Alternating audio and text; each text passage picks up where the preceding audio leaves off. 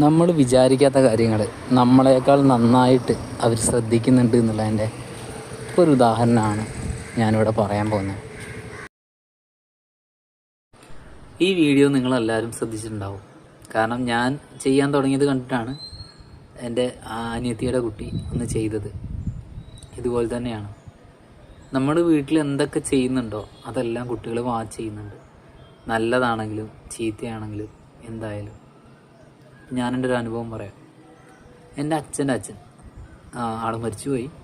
ആളോട് ബഹുമാനക്കുറവൊന്നുമില്ല. ബട്ട് ആൾ എൻ്റെ ചെറുപ്പകാലത്ത് സ്ഥിരമായിട്ട് മദ്യപിച്ച് വരുമായിരുന്നു. വെള്ളമടിച്ച് വീട്ടിലെപ്പോഴും പ്രശ്നങ്ങളായിരുന്നു.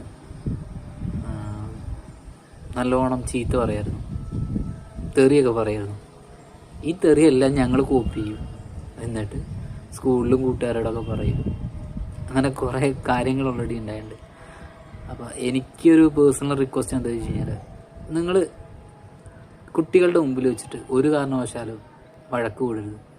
വഴക്ക് കൂടിയാലും തെറി പറയരുത്.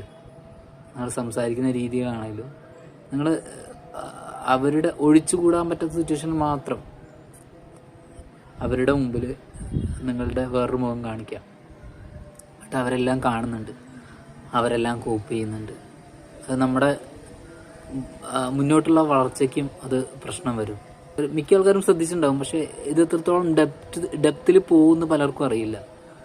നമ്മളുടെ കുട്ടികൾ ഒരു വളർച്ച എത്തിയിട്ടും അവരുടെ പെരുമാറ്റത്തിൽ പ്രശ്നമുണ്ടെങ്കിൽ, അല്ലെങ്കിൽ അവർക്ക് സമൂഹത്തിനോട് മാന്യമായിട്ട് പെരുമാറാൻ അറിയില്ല എങ്കിൽ അതിലെവിടേക്കോ ചെറിയ പ്രശ്നമുണ്ട്.